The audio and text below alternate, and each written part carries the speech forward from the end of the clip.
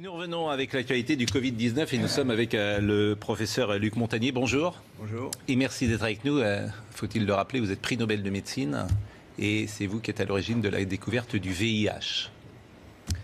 C'est une longue histoire, mais intéressante aussi pour l'actualité, parce qu'on a une expérience de choses qui se sont passées, qui ont été très difficiles à contrôler là-bas à ce moment-là. Et ce qui a permis de trouver la vérité, c'est comme aujourd'hui. Alors ce qui m'intéresse ce matin, c'est que vous travaillez en ce moment sur le virus. Nous sommes d'accord. Je travaille, mais pas forcément au labo, puisque on travaille sur ordinateur avec un collègue, et puis c'est tout. On n'a pas d'expérience, on peut dire, mais l'expérience vient de la maladie elle-même, de toutes les mesures qui sont faites actuellement dans les laboratoires sur les patients. Et vous êtes arrivé à certaines conclusions. Alors, nous sommes arrivés à la conclusion qu'effectivement, il y avait eu une manipulation au sujet de ce virus. C'est-à-dire ? Eh bien, qu'une partie, je ne dis pas le total, n'est-ce pas, mais il y a un modèle qui est évidemment le virus classique. Et là, c'était un modèle surtout venant de la chauve-souris. Mais à ce modèle, on a par-dessus ajouté des séquences, notamment du VIH, le virus du sida. Mais quand vous dites « on a ajouté », qui a ajouté ? Moi, je ne sais pas. Et c'est pas naturel, c'est ce que vous voulez dire ? Non, ce n'est pas naturel. C'était un travail de professionnel, un travail de biologiste moléculaire. C'est un travail très minutieux. On peut dire d'horloger, on peut dire au niveau des séquences. Mais dans quel but ? Dans quel but, ça n'est pas clair. Moi, j'expose, si vous voulez, mon travail, c'est d'exposer les faits, c'est tout. Je n'accuse personne, je ne sais pas qui a fait ça et pourquoi. La possibilité, c'est peut-être que ils ont voulu faire, on ne sait pas, on a voulu faire un vaccin contre le sida. Donc on a pris des petites séquences du virus et on les a installées dans la séquence plus grande du coronavirus. Alors je suis pas sûr de comprendre tout ce que vous dites. C'est-à-dire que dans ce virus, il y a une part de VIH ? Voilà, c'est ça. Le matériel génétique du virus est un long ruban d'ARN, n'est-ce pas ? Comme de l'ADN, mais c'est de l'ARN. Et dans ce long ruban, à une certaine place, on a fixé des séquences petites de VIH. Mais ces séquences petites ne sont pas petites pour ne rien vouloir dire. Elles ont la possibilité de modifier, par exemple, ce qu'on appelle des sites antigéniques. C'est-à-dire, si on veut faire un vaccin, on peut très bien modifier la protéine qui est exposée pour le vaccin par une petite séquence venant d'un autre virus. Mais vous êtes certain de ça? Parce qu'on a dit que le bruit a couru, que c'était d'une origine humaine, finalement. Et ça a été ensuite réfuté par la plupart des autorités scientifiques, quand même. Il y a quand même une volonté d'étouffement, si vous voulez. Les travaux, nous ne sommes pas les premiers. Un groupe de chercheurs indiens, très, très renommés, avait publié la même chose.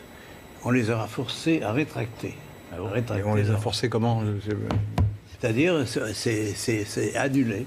Il y a, si vous regardez leur publication, vous avez une grande bande annulée parce que...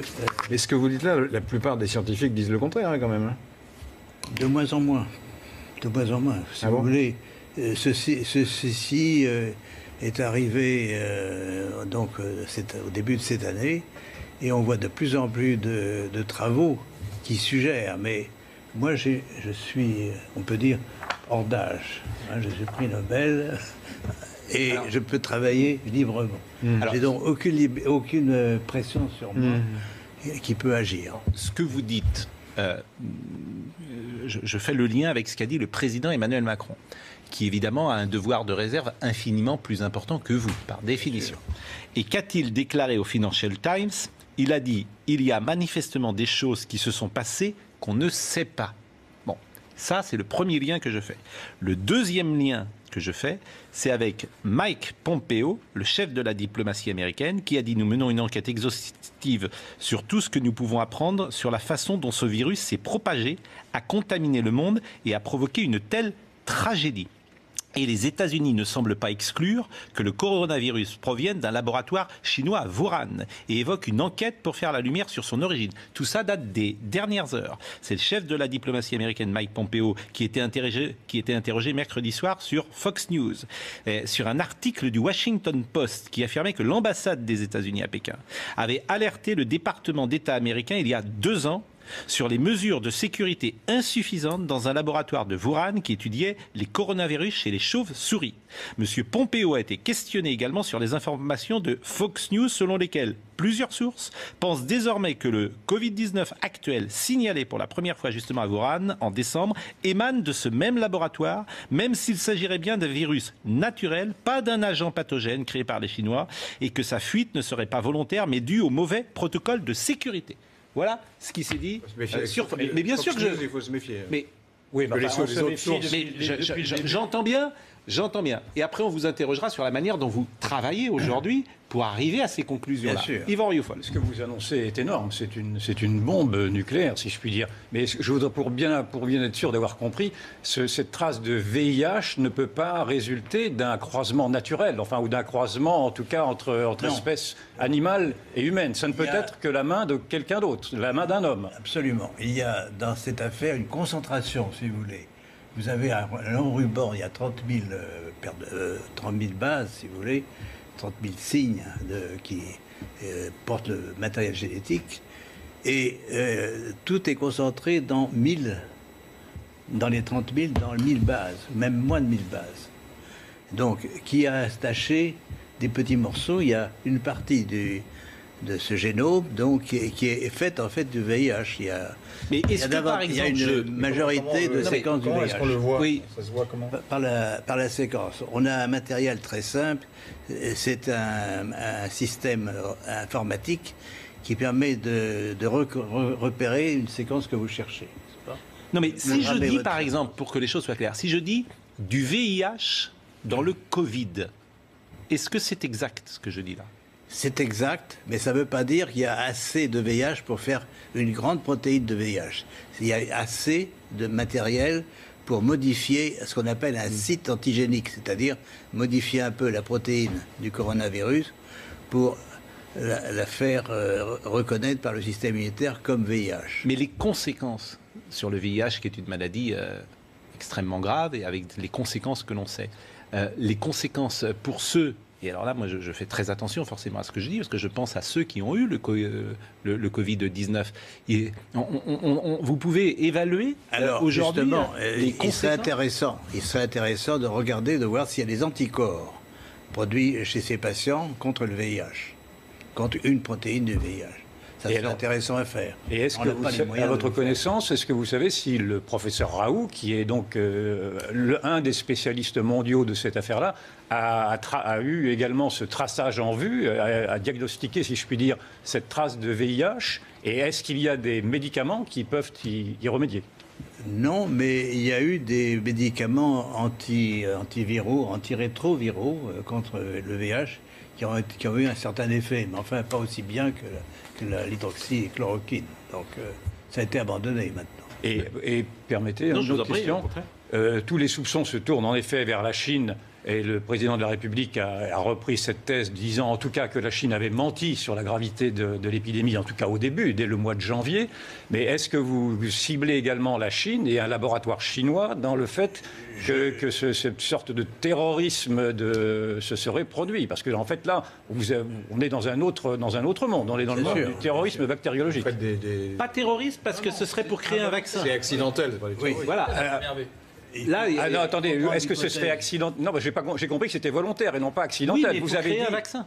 Non, mais vous avez dit vous-même que c'était une volonté que d'avoir à associer de... Oui, mais pas à des fins militaires, si on peut dire. D'accord. Ça serait, j'ai bien compris, c'était pour créer un vaccin. Probablement, c'est pour faire contre le VIH. Pour faire, si vous voulez, seuls les gens qui ont fait ça pourront dire à jour la vérité, totalement. Mais alors, moi, pardonnez-moi, est-ce que vous dites là Pardonnez-moi, mais ça a été attesté par d'autres médecins, chercheurs, scientifiques, laboratoires, etc. Il y a plusieurs groupes qui ont fait la même chose, mais ils l'ont fait disons, un peu en catimini, enfin, sans trop faire de bruit. Mais il y a plusieurs groupes, oui, ça circule, si vous voulez. Mais pardonnez-moi, parce que je pose toujours des questions. On fabrique ça en laboratoire. On veut fabriquer un vaccin contre le VIH. Bon, comment après ce vaccin, il sort ? Quoi, ce virus, il sort. Comment il sort du laboratoire ? Il est produit par le laboratoire. À ce moment-là, c'est ce qu'on appelle un recombinant. Ce virus est produit par le laboratoire chinois qui l'a trouvé ou bien d'autres laboratoires. Oui, mais ils prennent des gens pour le tester. Comment il sort ? Bien sûr. Alors, si on parle d'un... Là, c'est un autre sujet. C'est un vaccin contre le coronavirus. Non, mais je veux savoir comment il sort du laboratoire. Comment de la fabrication d'un vaccin contre le VIH, on arrive à une pandémie mondiale. C'est ce lien-là que je ne saisis pas. Parce qu'ils ont fait une construction donc, qui est un virus corona, un ARN de virus corona, et dans une petite partie de ce ruban, vous avez les séquences VIH, de telle façon qu'elles soient exposées, bien sûr, au système immunitaire. Donc la prédiction, c'est qu'effectivement, il y a des anticorps contre le VIH chez des patients infectés par le coronavirus. Ceci, on ne peut pas le démontrer. Oui, mais vous me dites pas comment il sort. C'est parce qu'on prend des patients et on va tenter de tester ce vaccin qu'on est en train d'élaborer et qu'après, il se diffuse comme ça. C'est ça que je ne saisis pas. Là, ça va prendre beaucoup de... On parle d'un vaccin en général à partir d'un coronavirus. Ça va prendre beaucoup de temps, effectivement. Il faut montrer d'abord des expériences chez les animaux, chez les souris. Oui, mais j'ai l'impression que et ensuite, j'ai l'impression que je me fais mal comprendre, en fait. Fabrication du vaccin dans le laboratoire. Fabrication. Nous sommes d'accord. Vous nous dites, effectivement, on cherche... le vaccin... vaccin vaccin VIH, c'est comme ça. Le vaccin doit être atténué. C'est-à-dire, on peut soit traiter les protéines... Mais j'entends bien, mais comment ça sort du laboratoire? Pourquoi les gens sont-ils infectés après? Parce qu'on le teste. Et je répète, enfin, c'est ce qui se dit un peu partout, c'est qu'il y a eu une fuite. La construction virale s'est échappée du laboratoire de Wuhan. Mais une fuite, ça veut dire quoi? Comment elle peut s'échapper? C'est ça, une fuite. C'est quoi une fuite? Elle peut s'échapper volontairement ou involontairement? Involontairement. Non, involontairement, mais comment? Par quelqu'un qui a sans doute quelqu'un qui manipule ce virus sans prendre trop de précautions. Non, je pose des questions puisque je suis tout à fait béotien dans ce domaine. Donc bon, c'est une supposition. D'accord. Et la manière dont vous travaillez aujourd'hui, vous semblez avoir des certitudes. Donc vous travaillez aujourd'hui? Oui, on travaille sur les séquences. C'est pas ce qui est fondamental, c'est les séquences. Et je peux revenir un petit peu en arrière puisque l'histoire du sida se répète à ce moment. Enfin, de l'origine du virus du sida se répète un peu aujourd'hui.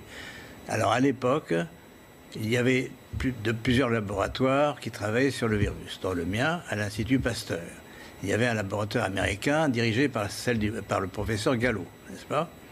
Et il s'est démontré par les séquences que le virus que j'avais envoyé au docteur Gallo a été rebaptisé par un autre nom, mais c'était le même virus. Pourquoi le même virus? Parce que les séquences étaient identiques. Et il faut bien voir que les virus, c'est des agents qui varient tout le temps, n'est-ce pas? Et surtout les virus avec de l'ARN, il y a toujours des mutations. Je vais y revenir parce que c'est très important pour l'explication de l'épidémie aujourd'hui. Mais donc, à l'époque, on a eu la démonstration, l'Institut Pasteur a démontré que la séquence qui était celle du virus isolé à l'Institut Pasteur et celle du virus américain était la même, absolument la même. Caractère par caractère. Donc là, on a déjà, si vous voulez, la biologie moléculaire, par les séquences, peut dire si un virus est identique à un autre ou non. D'accord? Et donc, si vous avez une séquence étrangère dans le coronavirus, aujourd'hui, eh bien, vous la détectez facilement par ce qu'on appelle la bioinformatique, n'est-ce pas? Et pourquoi on ne le fait pas, ça? Et pourquoi ça n'a pas été fait? Pourquoi ça n'a pas été fait? C'est ça que je sais pas. Parce que c'est de la biologie moléculaire. Alors, nous sommes un petit groupe qui travaille là-dessus depuis longtemps, mais on n'est pas les seuls. Je répète, les Indiens ont trouvé la même chose et l'ont publié, on leur demandait de rétracter ensuite. Mais quand vous dites que c'est mystérieux, c'est qui ont Qui demande à rétracter, qui a demandé aux Indiens de se c'est rétracter? l'éditeur de la revue. C'est l'éditeur de la revue. D'accord.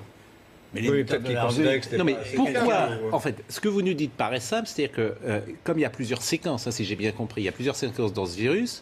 Par définition, ces séquences ont artificiellement été mises en place dans ce virus, on est toujours d'accord, et que ça se voit pour n'importe quel virologue va le voir immédiatement. Alors, Bon, si ça vous paraît voulez- simple. Donc pourquoi personne ne dit attention, ce virus, il n'est pas naturel, il y a quelque chose qui a été fabriqué, il y a quelque chose d'artificiel là-dedans, et pourquoi personne ne le dit? Alors, il y a une réponse a été mauvaise dit un là-dessus, c'est que ces séquences sont courtes. Et certains disent, elles sont trop courtes, c'est le hasard, etc., etc.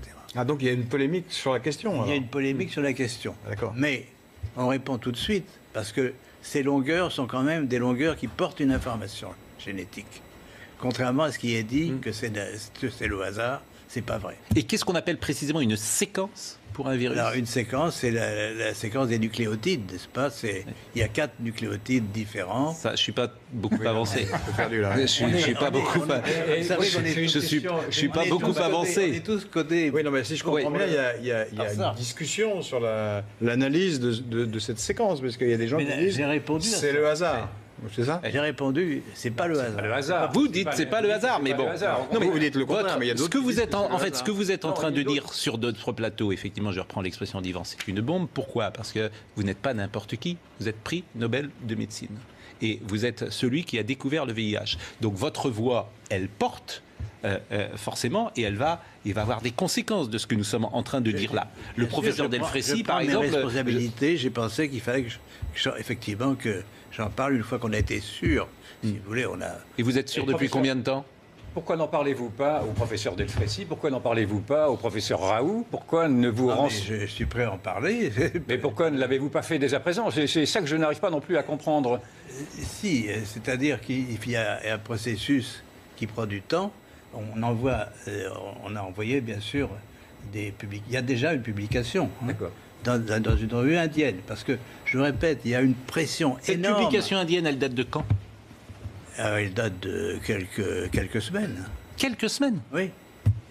Et vous dites qu'il y a une pression énorme. Il y a une pression énorme pour que tout ce qui est elle vient sur d'où, l'origine cette du pression virus, c'est le blackout, n'est-ce Mais pas? pourquoi Vous voulez il y a dire que cette c'est la Chine, posez la qui question. impose ce blackout? C'est la Chine, c'est le gouvernement chinois actuellement qui veut maintenant poser sa signature, si vous voulez, sur tout ce qui est produit en Chine sur l'origine du virus.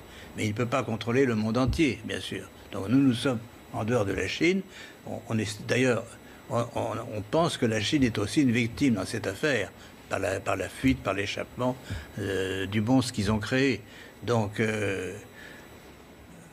si vous voulez, mais la mon Chine- rôle n'est pas d'évaluer Mais les la Chine a responsabilités. identifié ce qu'elle a créé. La Chine sait en fait ce qu'elle a créé. La Chine, sa version officielle, le virus vient du marché aux poissons de Wuhan. Ce qui ne serait pas vrai, donc. Voilà. Donc ce qui ne serait pas vrai. Ben non, Ouais. c'est pas. Et si vous il m'a montrez fait le penser- séquençage que vous avez fait là, à n'importe quel spécialiste, il va dire oui, effectivement. Ah oui, c'est. Ça, vous êtes sûr de ça? Ah oui, c'est pour ça. Mais que- il peut y avoir une pression de l'OMS, par exemple? Il peut y avoir une pression de tous les organismes mondiaux ou nationaux qui ont un intérêt à cacher la vérité. Quel dans intérêt cette ils auraient à affaire. cacher les choses? Parce que les Chinois, on peut le comprendre, mais les autres? Je ne sais pas. Et vous connaissez beaucoup de grands chercheurs. Vous leur en avez parlé. Vous leur avez envoyé vos études. J'ai envoyé, bien sûr, ces résultats à un certain nombre de collègues. Et ils répondent quoi? Ben, si vous voulez, c'est des faits, on peut pas les nier. Et sur Bon, la démarche je vous propose de marquer une scientifique, pause.